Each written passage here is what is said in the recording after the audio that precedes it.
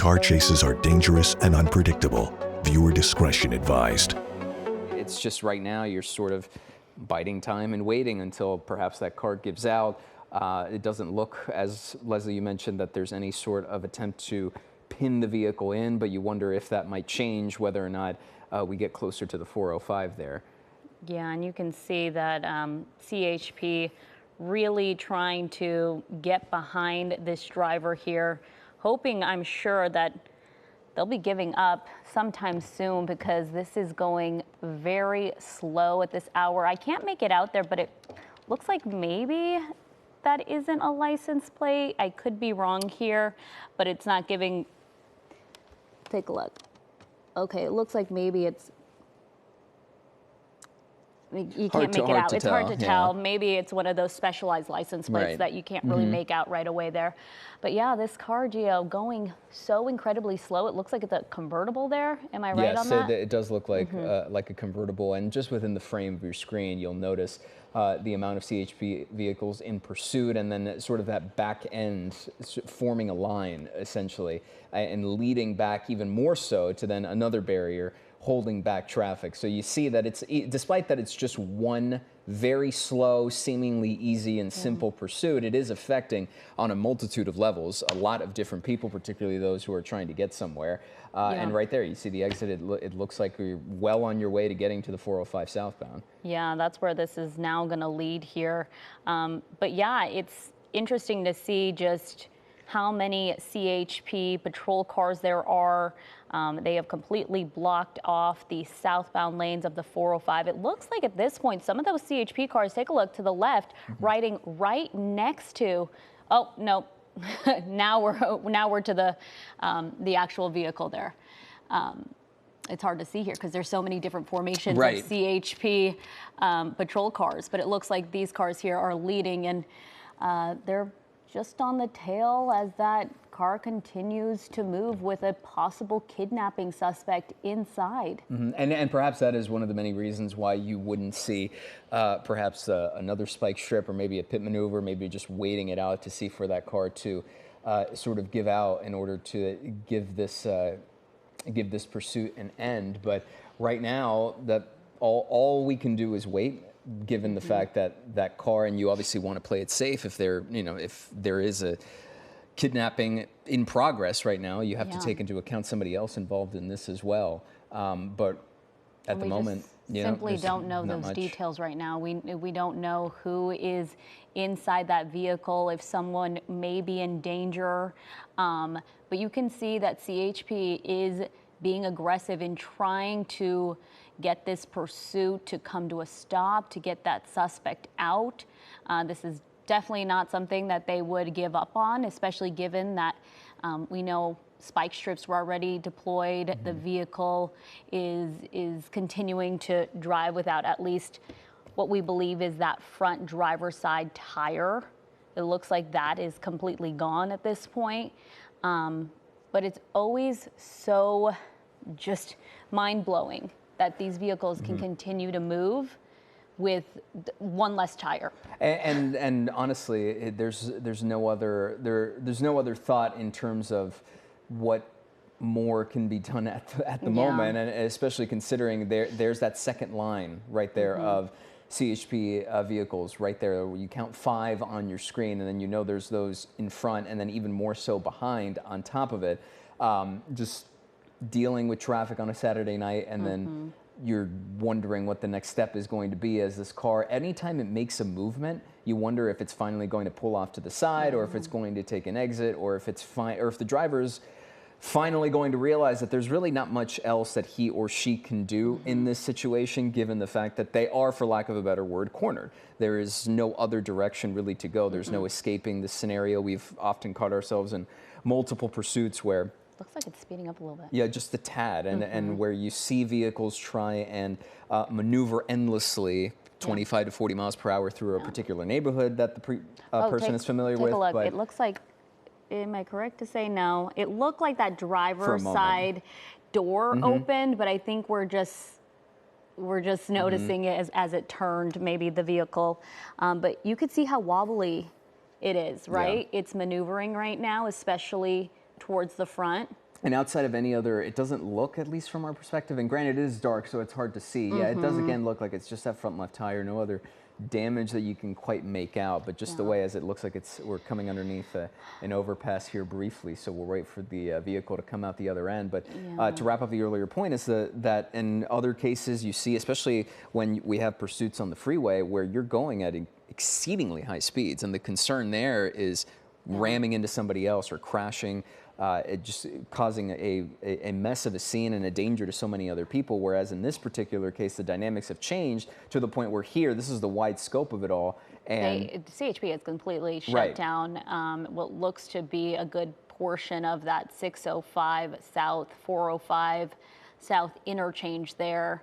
It looks like they pushed traffic back quite a bit now as the vehicle continues to chug along here.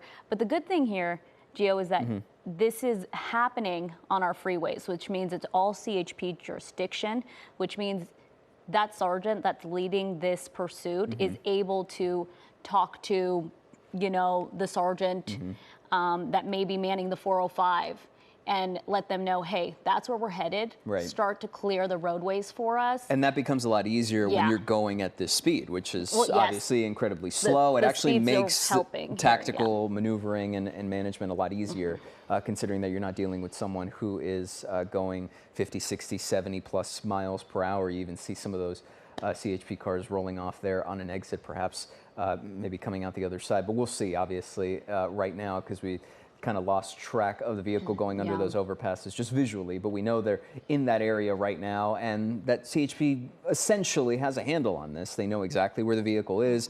Again, this is a pursuit, if you're just joining us, that started on the 5605 interchange going south on the 605, and right now it looks like we're going toward the 405 exit.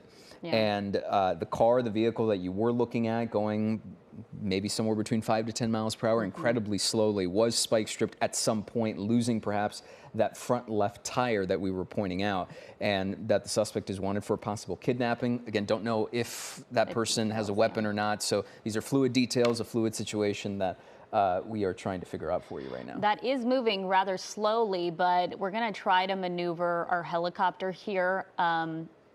Just a word to our viewers, it is cloudy out there. There are some low clouds, so we're told that our chopper, SkyCal, has to hang back just a bit for obviously our crew's safety.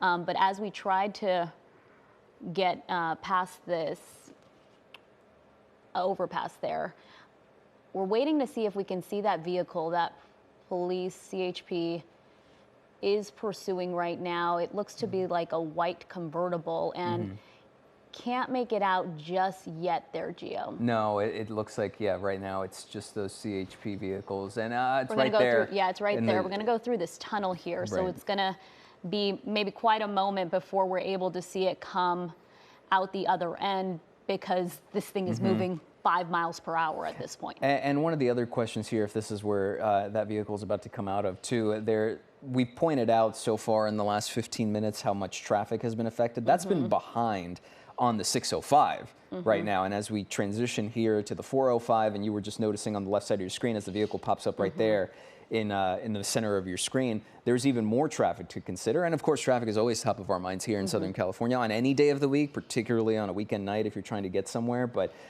here, would be my next question as to, okay, now you have this wave of traffic coming in on the left side of your screen, and how that's going to affect. We'll see if CHP tries to wall this suspect off here to the side, but we're just going to have to wait and see. And they really do have to be careful, because again, we don't know the details of who may be in that vehicle.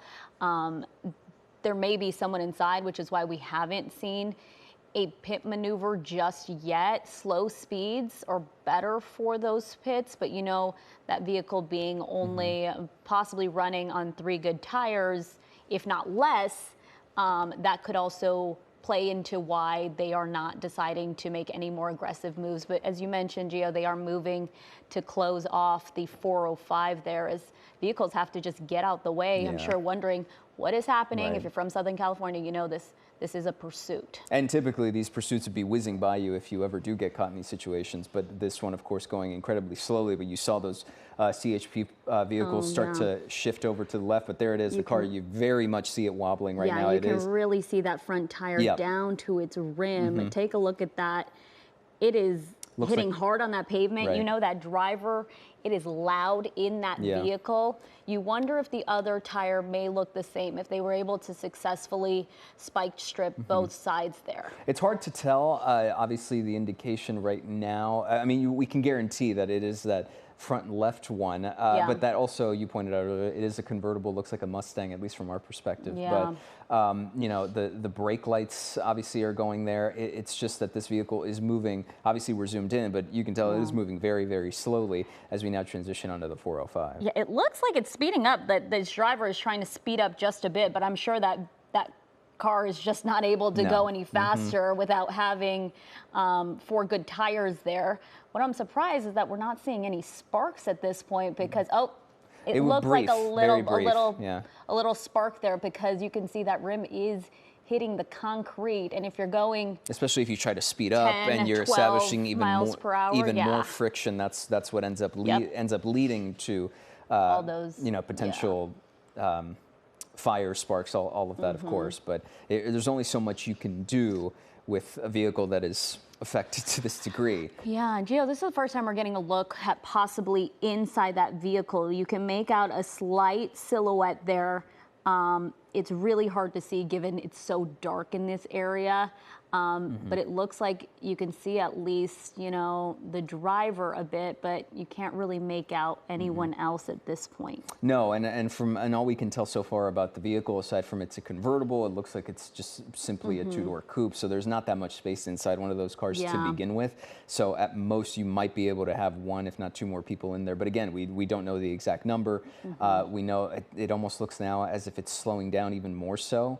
But just as we zoom out here on the 405, you just notice how the response by CHP is significant. You're noticing 4 vehicles in your screen right now, but we can tell you from just the last 10-15 minutes, it is a lot more behind and a very significant response to this situation right now. Yeah, we're talking about what, a 6 to 10 lane freeway, the 405, depending on what area you're driving down. CHP has completely shut down traffic just to keep people safe and also try to get this pursuit to come to a stop, to come to an end there. And at this point, it is just not happening. And looks like the vehicle starts to slow down a bit as we're seeing it right now.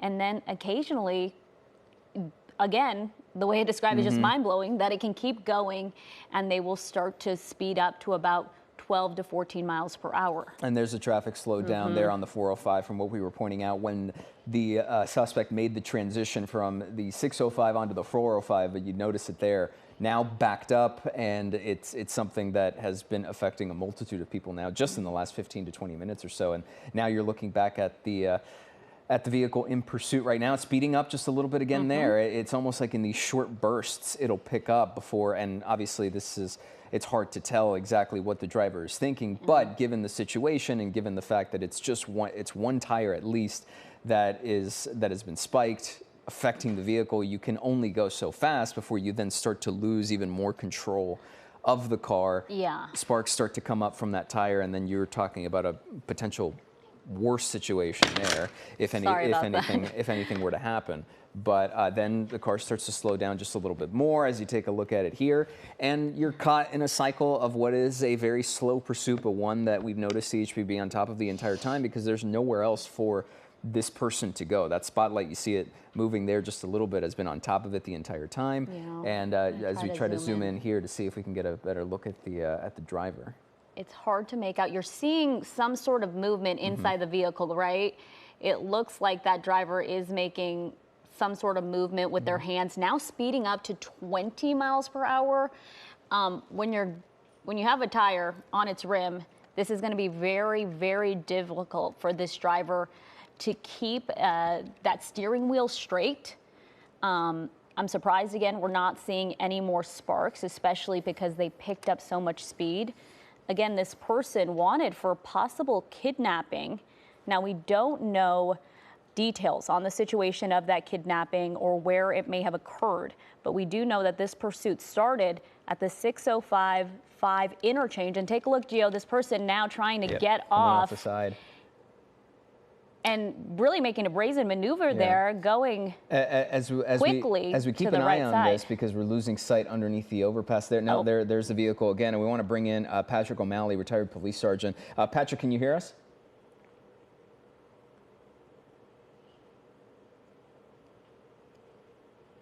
Okay, we're going to work on getting Patrick But here. in the meantime, you see now, after that very quick maneuver by the suspect, all of a sudden now you're seeing CHP inch closer and closer to this vehicle. We're going to try to get Patrick O'Malley, retired sergeant, with us one more time.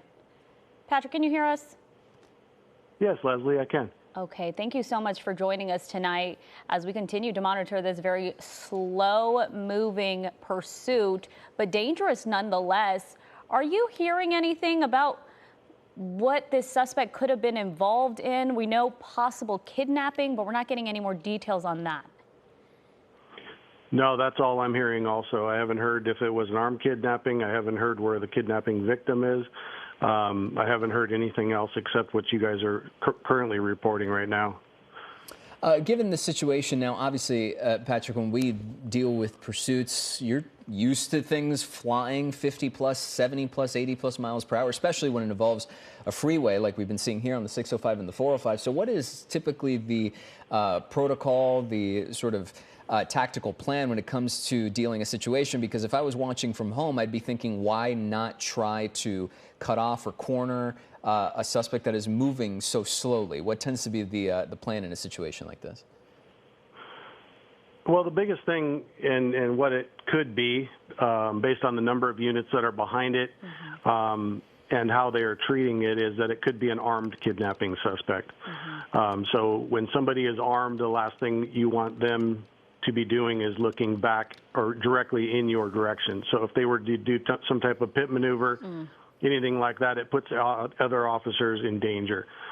So this is like a dream scenario for this type of pursuit. They have the vehicle almost completely disabled at a speed that nobody can get, injured in terms of the suspect or the victim or the officers. And then they will just get all of their resources ready, which is, it's been going on long enough where they're almost probably all there. And then they will ride this until the end, until the car is completely disabled, and handle it from there. It's pretty incredible, though, Sergeant, when these vehicles continue to move, even though they are at slow speeds.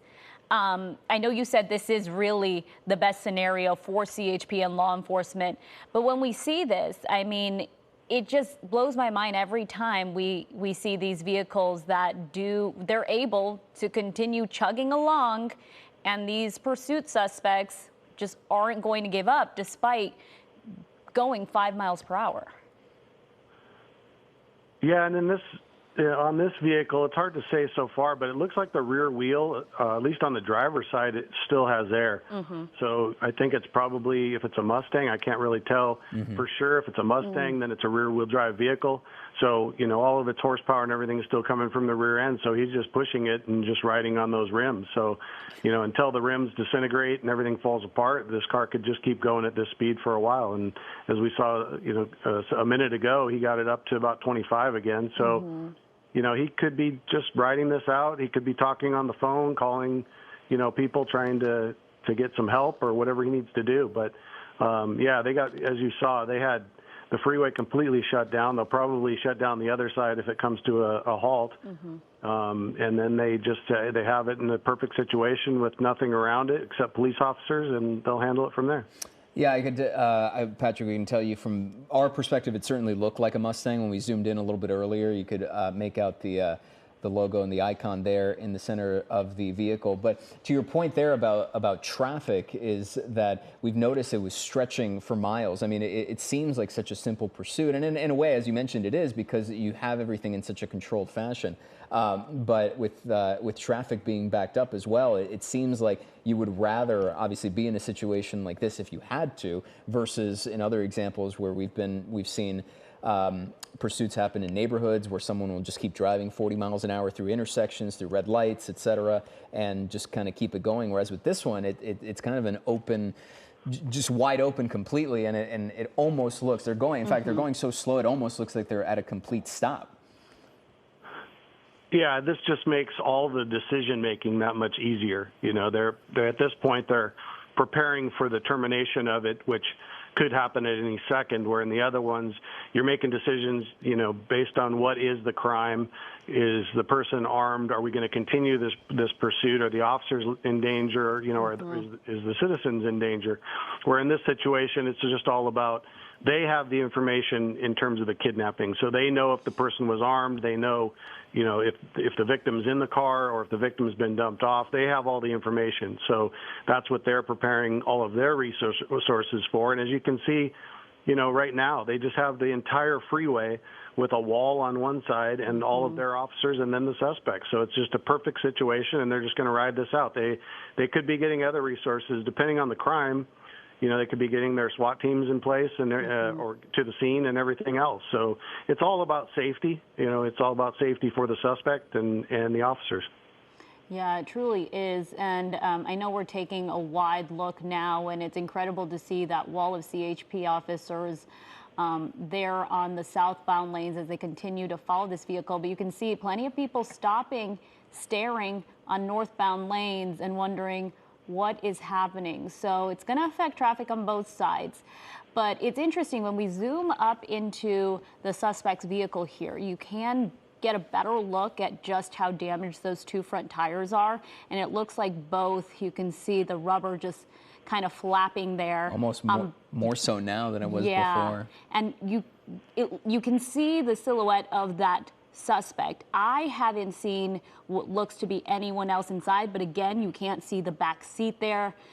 It's really hard to make out the front, but take a look. We're zooming up and you really see that rubber just flapping as those rims are really grinding that cement. And for a pursuit suspect like this, Patrick, this would be really hard to navigate this vehicle, right? I can imagine just how loud this is. Well, yeah, and that's why he's barely moving, because you know the car is just barely being able to roll. He's down to the rims. You barely have any rubber left on him, and he's just riding out his last moments. You know, before he either has to get out and run or he's just going to open the doors and give up. And so there's just so much room for everybody to work with. It looked like he tried to get off the freeway when he did that one maneuver, but he didn't even make it off and stayed on the slow lane. So, yeah, he's just rolling now to the final point where he'll stop, and then we'll just have to wait and see what happens. Well, Patrick, even to that point about a possible foot bail situation or an attempt at an escape, it seems like that is incredibly unlikely, almost impossible, given the fact of where they are right now in the middle of a freeway, and given the number of law enforcement vehicles in pursuit. In a way, it goes back to your even earlier point about how this is even made a little bit easier, because the likelihood of any attempt to jump out seems unlikely, unless I'm wrong. And please tell us. Yeah, Gio, you're right. The problem that we have is that the ideal situation would be to shut down all the other lanes of traffic also.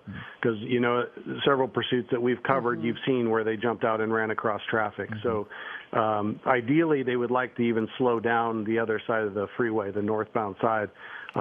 It looks like it has been slowing down a little bit, but you have that HOV or toll lane where they're all moving pretty fast. So they have enough units, and they have a couple units over near that center island. So if something was to happen, hopefully they can catch him before he, you know, tries to jump over that, because that's the last thing they want is someone, you know, running through the other lanes of traffic.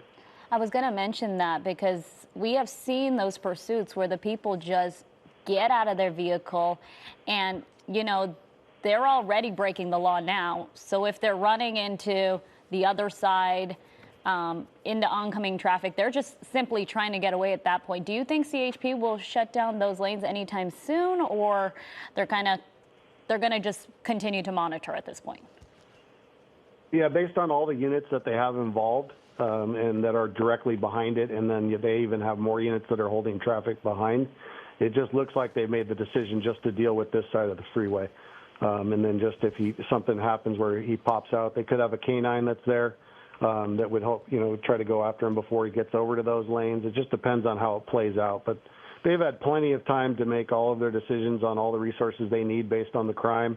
And it seems like the vehicle's just barely even moving now, so we'll see how this plays out. Yeah, you can even notice from the zoomed out point of view that we have right now, that Leslie was mentioning earlier, the rubber sort of flapping around, and it really is barely moving. I mean, you could even make the case that in some cases you could walk or run just as fast as the vehicle is going, given where it is right now. This is the perspective here from the southbound lanes to the northbound lanes, and notice that right there. This is the impact we were talking about before, because while the pursuit is incredibly slow, it is by all logistical perspectives rather simple compared to other pursuits. This is the impact there when you have people trying to get someplace and you've essentially just stonewalled them until this pursuit comes to an end, which could be in the next few minutes, could be a while longer, and it's kind of hard to tell. Even when it comes to an end, Patrick, it takes a while for them to get people into custody and really, you know, move this car, be able to tow it away.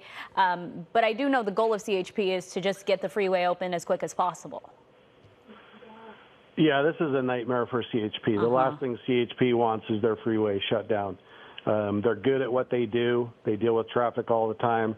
You know, so in this situation, they'll, if there's nothing else going on, there's no shooting or nothing like that, they'll try to get this freeway cleared up as quick as possible and then get all that traffic moving. But the problem is, you know, in this situation, if he decides to barricade himself and not come out, then they have to call SWAT teams and everything else, and this could go on until tomorrow morning. And so, you know, it's everything's so unpredictable once it gets to this point. You just hope that he just steps out, gets taken into custody, they clear the freeway, and everybody can move on with their lives. But that's the unknown, you know, and that's where in this situation, depending on the crime, and that's what we don't know. If this was an armed kidnapping, you know, it's a very serious felony. And in that situation, and they could be calling in their SWAT teams now, and that would be what you would want in front of this, would be some type of SWAT vehicle or Bearcat vehicle. So you have, you know, an armored vehicle where they can pull in front of this and they can stop this pursuit now, and then everybody can handle it from there. But right now, you just want to be behind it where the suspect's looking forward. All he sees is an empty freeway, and all the officers have the advantages from behind with all of their lights and the whole freeway. Forgive me if this might seem like a silly question, but in terms of communication with the suspect, is there any attempt at that from this current perspective that we're looking at right now from CHP directly behind the suspect? Or is this something that is just a pure, we just wait until that person stops? I'm not entirely sure how it would work in this situation, but is there any attempt at trying to communicate with the suspect, or are you just waiting until it ends before even that sort of thought crosses their mind? It depends on what type of kidnapping it is. If it's a known suspect, then they would be trying to contact him the whole time. So they would try to get the phone number from family or, you know, any but friends or whoever knows it, and then they would be between dispatch and the supervisors and watch commanders, they would be trying to contact him and trying to convince him to, you know, just pull over and give up. And they would have crisis negotiators that could be involved also. So it really just depends. But sometimes, you know, you have someone that pulls up and tries to kidnap somebody and you have no idea who they are. So this could be one of those, too, where they just have no idea who this guy is and they have no way to figure out how to contact him. Retired Police Sergeant Patrick O'Malley, we're going to keep you here on the line. I just want to get some of our viewers up to speed since we have hit the 8 o'clock hour here on KCAL News. If you're just joining us right now, we are currently monitoring this pursuit of a possible kidnapping suspect happening here on the 405 South, right near the 22. We know this started around 6:45, right on the 605-5 interchange. At some point, spike strips were deployed, and we know that the car has the front two tires definitely ran through those spike strips, but because you can see them down to the rim there, you can see a lot of the rubber from that tire just flapping around. But Gio, for the last, I mean, half hour or so? More than an hour, this car now has led CHP on a pursuit, and at some point going 5 miles an hour, and nothing has come to an end. This person has not decided to get out. If that's how fast they were even going, because we've vacillated between high-end speeds and potentially 2025, and then very quickly coming back down to this slow crawl. But on top of all those details Leslie was just giving out, it's also turned into what you noticed there on screen was a traffic incident as well, because despite the fact that this is a very slow pursuit, something that CHP seems to be very much on top of with a light over top, you look at that right there. That is significant. Those are the southbound lanes of the 405 backed up significantly. And this was a pursuit that started on the 605, then transitioned here to the 405 in about the last 20 to 25 minutes or so. And the longer it goes, the more that's going to become an issue in terms of backing up even further and getting in people's way. So if you even had plans on jumping on there anytime soon, if you're still at home, that might be something to avoid in the very near future, because right now all of those lanes on the southbound 405 are shut off and shut down until this pursuit ends. So on top of all that, we continue to monitor the situation, and we also have retired Police Sergeant Patrick O'Malley on the line with us to fill us in, give us some more perspective, more details on what's going on here. And Patrick, as you were mentioning before, this is really just a waiting game right now, correct? This is just something where it could end in the next 5 minutes, maybe the next 15, or even in a possible long case scenario, could go into tomorrow morning if it turns into something with the suspect there sort of waiting it in.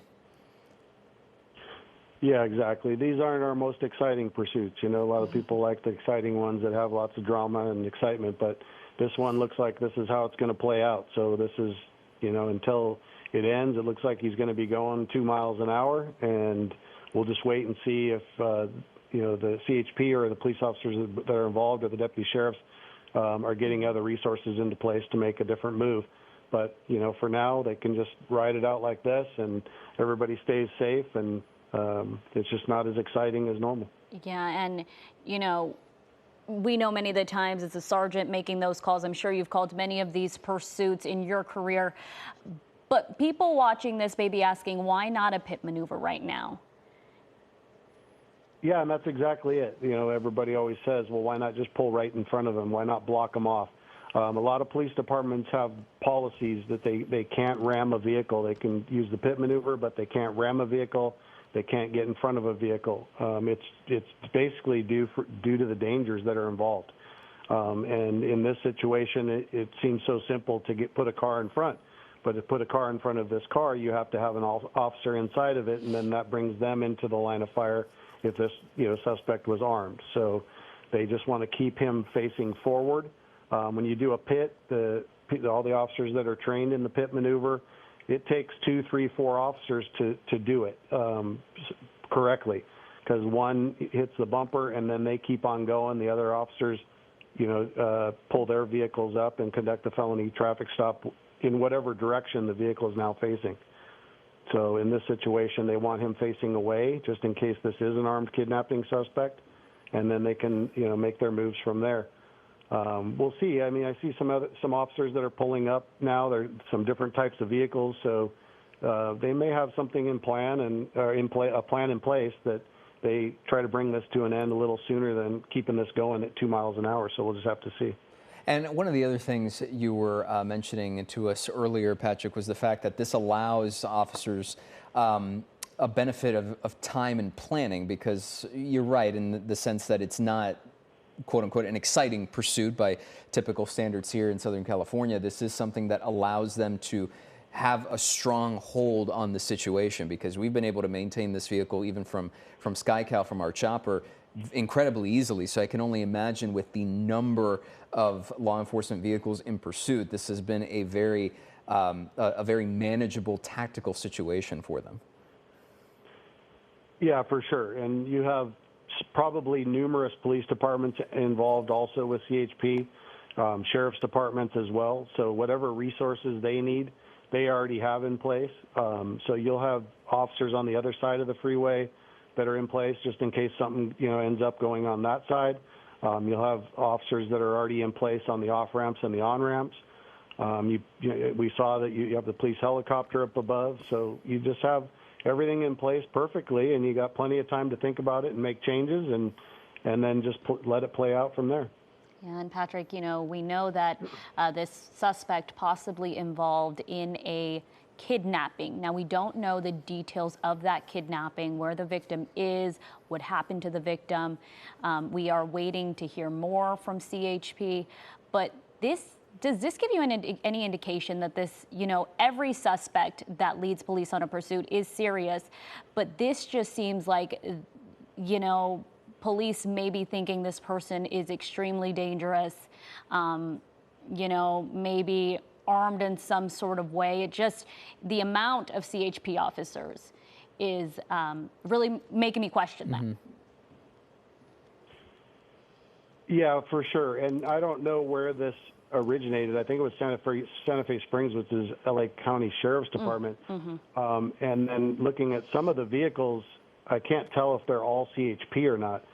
So it just depends. Usually, if it's CHP wants to handle it on their own. So the other departments will back off and just provide support. So this probably is all CHP since it is on the freeway, and I do see some of the CHP vehicles. So I'm seeing all CHP, but as you mentioned that, I do see, and I can't make out what city it may be from, but one of those vehicles said police, correct? Yes, it did. Okay. It stood out compared to the other ones. And right now we're maintaining an eye on the suspect's vehicle. They're getting a little dark, but otherwise you can easily point it out in the spotlight there over top as well. But to Leslie's point earlier, Patrick, it's the persistence. It's that's what I think is so striking to us so far, is the fact that that dichotomy of the fact that it's such a quote unquote easy pursuit to handle because the suspect is going so slow, and it makes managing it so easy, but also the question of, well, it is going so slow, so it feels like it should be over or under control right now. There's a friction there that I think is really interesting, and of course obviously concerning, given the fact that it's still ongoing despite a vehicle that a lot of people would consider is going incredibly slow. But yeah, in normal pursuits, you know how adrenaline works, and a lot of these officers get very high on the adrenaline. They got to refer back to their training and their experience in the termination points of pursuits. That's something that they don't have a lot of adrenaline as this pursuit goes on, so they have to stay very aware and on their toes in terms of what the next step is going to be when he does jump out or something else changes, because it's been going on at 5 miles an hour or less for so long. It does get a little bit boring until you're getting to the end. So I just the way that it's playing out though with CHP involved, CHP does not like to have things drag on. So the last thing they want is a freeway that's completely shut down like this. So it just leads me to believe that there must be some type of weapon that's involved in this, or something where they don't want to end this with a pit maneuver. So that's why they're letting this ride out how they have been doing it for so long. Yeah, and that's, of course, as you've mentioned countless times, for the safety of the officers and the safety of maybe the other people there on the freeway on the other side. When you look at this, this vehicle looks like it's coming to a stop, but every time we think it is, the driver just keeps going, chugging along. But what would maybe be the next move once this does come to an end? Or well, I should say, if the driver stops. Well, it's going to be the same thing they're doing now. So, especially if there's a weapon involved. If he comes to a complete stop, then it's going to be like some of the pursuits we've seen before, where they are just going to wait for him to come out. There's they have many other resources to force him out of the vehicle at that point in time. But when it gets to that point, their hope is that he just puts his hands up, opens the door, and exits the vehicle, and he's taken into custody. An ideal thing that could happen upcoming, which we could hope for, would be that they use more spike strips and try to get all of the tires flat, so that he's just running on simply all rims. But that's just, it's hard. They could do it, but they also have all the police vehicles spread all the way across the freeway, so they'd have to get somebody, put it out there and then also get those moved so that it doesn't flatten the tires of the police vehicles. One of the things also, Patrick, that we've been looking at earlier these last 20, 30 minutes or so was you could very easily tell. Obviously, we could tell the driver was there. We could see a person moving back and forth, but it's been very difficult to even point out or notice that potential kidnapping victim in the car as well. But it's worth repeating for people at home that the reason that this pursuit hasn't ended yet, to your point about pit maneuvers and about the tactical awareness that needs to be made in cases like this and situations like this, is that that potential kidnapping victim in the vehicle is the reason why this is not done yet, because you have to manage their safety, officer safety, and everything else, going back to your earlier points about not having, even a suspect with a weapon, having that weapon pointed toward officers as well. Yeah, that's exactly right. And I haven't been able to make any calls or get any other information in terms of what this kidnapping was. But exactly what you said, if you can just imagine, that there's some, child or some kidnapping victim that's inside this vehicle, or say it's even inside the trunk. There's all kinds of possibilities. So, that could be the other reason why they don't want to get this vehicle spun around or get it into some type of accident or end up in some type of big shooting. So, this is like we had talked about before. This is like a dream scenario to let run out until the vehicle will no longer move or it runs out of gas, and then they will move on to their next step in terms of taking the suspect into custody. Yeah, many times we see these vehicles continue to go. I know we've covered pursuits that will last hours, and it never matters how many tires are still functioning. The car will continue to move. But Patrick, I want to get to what kind of communication do you think CHP is able to currently have with this suspect right now? Because this is pretty, as we mentioned, slow moving and kind of a good scenario when it comes to law enforcement and allowing them to plan. Are they able to negotiate with this suspect right now? Do you think that's something that they're already doing if they're able to get a hold of them? Yeah, that's the key. And it's entirely possible they've been talking to him this whole time, and that he's just, talking as he's driving and saying, no, he's not going to give up, and saying, whatever his next move is. Or it's possible that they have no idea who this guy is. The vehicle maybe, it might not have license plates on it for them to figure out where it's registered to and send officers there to talk to family and try to get information that way. There's just so many variables that are involved when you're trying to figure out who somebody is. Police have a lot of resources that they can use to try to figure that out. But it's just hard to say if this is some type of domestic situation, domestic kidnapping, or just some completely random kidnapping off some street corner. So it's really hard to say. But the thing is that it's almost 100% that all the officers involved and the police departments that are involved know exactly what happened in the original kidnapping, and that's how they're treating this situation, is based on those facts.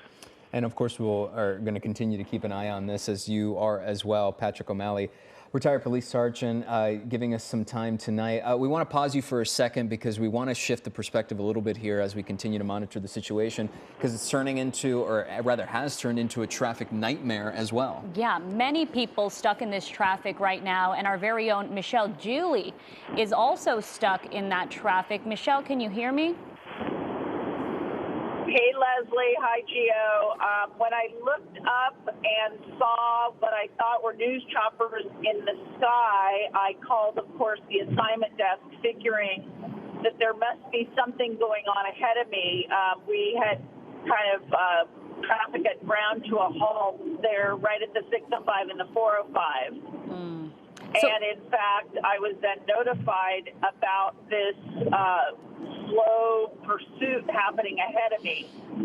So I'm, amongst hundreds of other drivers moving very, very slowly, like 2-3 miles an hour on the 405. Michelle, where are you on the 405 right now?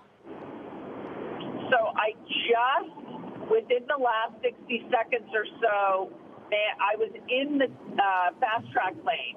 So I was able now to divert onto the 22. So anybody's lucky enough to be in the fast track lane and able to get over, or for that matter, I guess you can, on the far right, you can get into onto the 22. We are now free of the 405, the mess on the 405. So I just got on the 22 and it's smooth sailing. But the 405 is just red lights as far as you can see. And so I wasn't stuck in it too long, but for anybody who's right behind that pursuit, they are going to be in for a long haul tonight, it looks like. Yeah, Michelle, we were just, as you were mentioning that, SkyCal zoomed out and showed the incredibly long line of traffic, because what started off as just some congestion on the 605 before then getting on the 405 has now turned into something that would almost look like a live shot on a major holiday, on a major commute, on a Labor Day or Thanksgiving or Christmas. And in fact, it's a pursuit that's not typical, what you would typically think about here in Southern California, going 70 plus miles an hour. No, it's going at about 5, if not less than that right now. And I was pulling up the map as well while you were talking, and you were right. If you are fortunate enough to jump on the 22, you will be clear to go wherever you need to there. But otherwise, you are stuck for a significantly long amount of time there on the 405 while this is still going, and there doesn't seem to be any indication that it's ending anytime relatively soon. Michelle, before we let you go here, were you close enough at all to see how many CHP officers were there on the ground? No, I was too far back. But the other issue, of course, is everyone now is bailing, trying to get off the 405. So, say, Seal Beach Boulevard, all of those exits to get off the freeway and try and take surface streets are severely impacted. So not only do we have the issue on the freeway, but all those surface streets.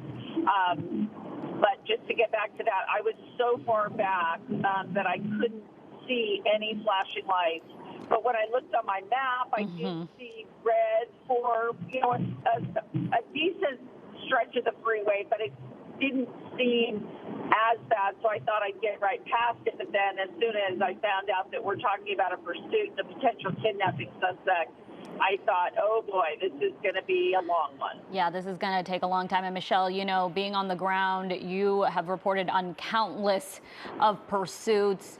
It's always just incredible to see these vehicles continue to chug along. We know this suspect has 2 front tires that are down to their rims, but not unusual, is it? No, not at all. And I was jumping ahead to the point at which where the vehicle stops, and then the officers are trying to get, the suspect to comply. And I thought, wow, how long is that going to take, and how much further will the backup stretch, back into LA County? Yeah, Michelle Geely, one of the lucky ones tonight, being able to jump on the 22 there before getting stuck in that 405 even further. Michelle, we thank you so much for calling us. We know you're always on top of it, and it's so good to get your perspective there, especially because you were stuck in that 405 for a little while there. Okay, guys, thank you. Thank you. We appreciate you. And as we bring in now retired Police Sergeant Patrick O'Malley back as we continue to keep an eye on this pursuit. This angle, Patrick, we've been talking so far about how you can notice both of the front tires basically just riding on the rims. There was something else I wanted to ask you about earlier because, we've noticed this vehicle sort of occasionally try to pick up and ramp up its speed before it very quickly slowing back down to what we're noticing there. But look, there's the passenger right there. You see in the seat there, almost knocking. See a passenger. Yeah, it almost looked like they were knocking on the window, or at least maybe drawing some attention. But now you can actually make out that there is someone there. Again, we don't know if this is for sure a kidnapping victim, but we do know this is a situation involving a kidnapping. But ultimately, the point here and the concern, at least from my perspective, Patrick, is the fact that, we've seen other pursuits where a vehicle will lose a tire, or they'll be driving on their rims but still try to go at a significantly high speed, and then that's where the friction comes in. That's where the sparks come in, and we know what happens when you have friction like that. It develops a fire, and it could turn into a potentially even more disastrous situation. So, on the one end here, it at least is positive that it maintains a slow speed, because that's naturally where my mind starts going to if they even try to attempt to pick up the pace and try to take off here.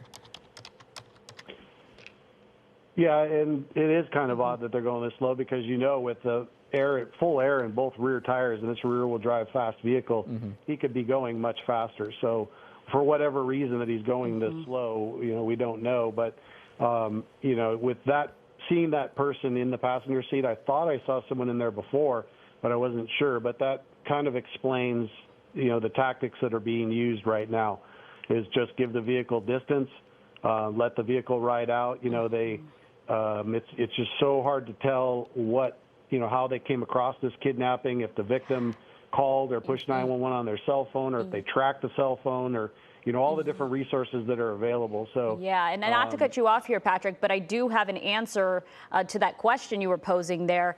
Our assignment just let me know that a call to 911 came in around 6:45 p.m. tonight, and it was the kidnapping victim's family that called 911, stating this emergency. We know then that this pursuit started at the 6:05. Again, we don't for sure know if that is the kidnapping victim. We believe it possibly is, but how much does that then heighten a pursuit, and what moves CHP is going to make? Well, it just explains everything that we've been discussing. When you look at everything that's been going on, it was kind of easy to guess, that those were the facts, but, we don't want to speculate also. But you could just tell by the way the police were treating this, to have a freeway completely closed down with, thousands of vehicles being blocked. CHP is taking their time with this one. And based on that, which if a family called, this could be some type of domestic kidnapping. So in that situation, then they know probably know the suspect's identity. They know his name. Obviously, now we have several cell phones that are in the car also. So, there could be all kinds of communication going on. And if you bring a weapon into play also, it makes it much more complex. So that's why they're just going to let this ride out. And hopefully, if they're in communication with him, they can convince him to just, turn off the car and step out, and then they can resolve whatever happened from there. Because a lot of times in, domestic situations, it's not actual kidnappings, but sometimes it is. Sometimes they went willingly, and then they wanted to change the story, and because the family didn't like the other person, however it plays out. So that's this one. It's unknown, who the two people are and the exact facts, but that's why the police are treating it this way, and they're just going to let it keep riding out. Yeah, right now that vehicle is going, you could easily argue, the slowest we've seen this entire, pardon me, this entire last hour or so since we've been keeping an eye on it here on air. You almost get a look at the license plate there as well, but it's like one of those very distinctive license plates, maybe one of those specialized ones. Yeah, I think you're right. Though I mean, ultimately, it's hard just to make out. It is hard to make out, but even more so the fact that this car is just there's nothing you can do in terms of just anything other than what we've been seeing so far this evening, and that now we've been able to make out someone in the passenger seat. The driver's right there, and it's just snailing along. It looks like that driver there is wearing either glasses or sunglasses. Notice some sort of it looked like sunglasses, though. Again, hard to tell. From just a few minutes ago when I first noticed them as well. It does look like sunglasses there, but you can't really make out the passenger, although we do know there's someone sitting there. This has really it does really explain what we have seen, Patrick. But when you think about what maybe this person may be going through, what a scary situation. Your family called 911 on your behalf. So you just wonder just how much danger is that person in?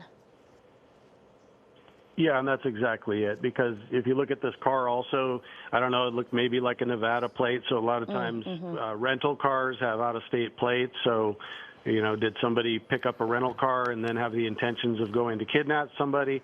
Wow. Those are all things that we will learn, as the days roll on and the person is taken into custody. But, yeah, I mean, if it's 100% legit kidnapping and the family called and, the person was armed and took this person against their will, then, this is a very, very serious situation. And that's why you see so many police officers behind it, and why they just keep letting it roll out. Now you can see all the spectators and everybody else that wants to be a part of it as well, which brings in other variables that, you know, you got to keep everybody safe, and the last thing you want is spectators or the looky-loos that could be injured. Well, and this is sort of the irony of a pursuit like this, as it looks like the vehicle, it looks like it's at a complete stop right now. If not the slowest moving we've ever seen it at this point. No, you're right. No, it's at a complete stop right now, It's a complete stop right now. So now you see officers exiting their vehicles right now and approaching the situation cautiously. It almost looks, and Leslie, please tell me if it looks like they have weapons drawn. It does, yeah. They have weapons drawn right now. It looks like maybe they're giving out commands, and that would be the case right now, right, Patrick? Yeah, so this is the termination point, or hopefully the final termination point, and then this is a felony traffic stop. And so this is how CHP and police officers are trained to conduct felony traffic stops, and this is where the supervisor on scene they'll have deadly force, they'll have non-lethal force, bean bags and other things like that. They probably have a canine. The police vehicle that is involved in this, I think, is a canine. So that's why he was there. And yeah, I think it is, because you can see it on the side of the door. So then that's what his vehicle is. So they have the dog there also. Yeah, so they'll just have everybody set up, and they'll start making their commands to exit the vehicle. And so far, it looks like the driver has his hands out of the vehicle, so hopefully this will end peacefully. Yeah, now open that driver's side door, and it looks like they're going to attempt to get out slowly, but you wonder if that is the passenger. The passenger's opening their door, but if that is the kidnapping victim, you know, police want to make sure both get out safely and take one into custody. Take a look. You can see what we believe maybe the driver. Yeah, who knows if there was a switch, but it looks like that is the suspect there exiting the vehicle, hands up in the air, and potentially the victim on the other side there. Looks like it's a female passenger. Here's the thing, that suspect is really walking a lot. He's now holding that victim, embracing that victim, hugging, well, I should take that back, hugging that woman there, the passenger. We don't know yet if it is the kidnapping victim, but take a look. It looks like they're now talking. Yeah. And he has his hands up. The driver does backward. have their hands up, yeah. She's wiping her face right now. It almost seems like the significant emotion in this situation right now. As she backs away from him, looks he like is she's talking to someone on the phone as well. That may be law enforcement giving her commands on what to do. And an end to what has been an incredibly chaotic situation so far this last hour and a half. But to Patrick's point earlier, that this seems to be the final steps as we put a bow on what's been a very chaotic, crazy situation, a slow speed pursuit, now finally coming to an end here on the 405, as the suspect now seemingly stepping back, getting on the ground, and it looks like we have an end to this pursuit. Finally able to get that suspect into handcuffs. This is the moment CHP officers have been waiting for almost 2 hours now, and you can see it looks like they're not treating her as a suspect, so I can believe that maybe that is the kidnapping victim there, and you can see she's wiping away some tears. She's speaking to that CHP officer. But wow, Gio, we don't see that often, where the suspect then embraces the other person. And police, you can tell, backed off. And I'm guessing that is because, and Patrick, if you're still on the line, maybe officers were giving her commands on the phone. It looked like she was talking to someone on her phone. Either that or yeah. Go ahead, Patrick. I mean, it played out pretty much how we had, how we were saying. It looks like it was two younger people and, maybe an ex-boyfriend or something like that who showed up and then, according to the family, forced her into the vehicle to leave. So, as we were talking about communication and other things, it looks like they probably had communication with them the entire time. She was probably either talking to the police and her family or however it played out. And, in the end, they were able to convince them just to pull over and give up, and it all ended peacefully. And it looks like they're still communicating there with her outside of that CHP vehicle. And going back to the earlier point there, because we were filling in some details in case you're just catching the end of this pursuit, that according to our assignment desk, a 911 call came in around 6:45 this evening from the victim's family stating this emergency, this possible kidnapping, and then that evolved into a wild chase that started on the 5605 interchange, went south on the 605 before then shifting over to the 405, and at one point spike strips being deployed, and then at that point we were watching a very slow developing pursuit, a car inching forward, traffic backed up for seemingly miles, and evolving into a potentially domestic situation, into now culminating there. You see on the other freeway there, spectators lining up and taking a look at this. Very dangerous situation there. Well, we know this is going to take a while for CHP to move all their vehicles as well as the suspect's vehicle, but you saw it there, one person taken into custody, what we believe is maybe the kidnapping victim. Taken away safely, and you can see what is left now on the 405, this long line of traffic. Hopefully CHP, their goal is always to get the freeways moving again, so they're going to try to wrap this up as quick as possible to get traffic flowing again. But that was a pretty wild pursuit ending here on the 405 South. And we'll continue to monitor the traffic situation as it evolves through the rest of the night. This is not the last you'll hear of it. We want to thank retired Police Sergeant Patrick O'Malley for your time. Patrick, thank you so much. We appreciate the insight. We appreciate your time on this Saturday evening. Have a good night. Thank you.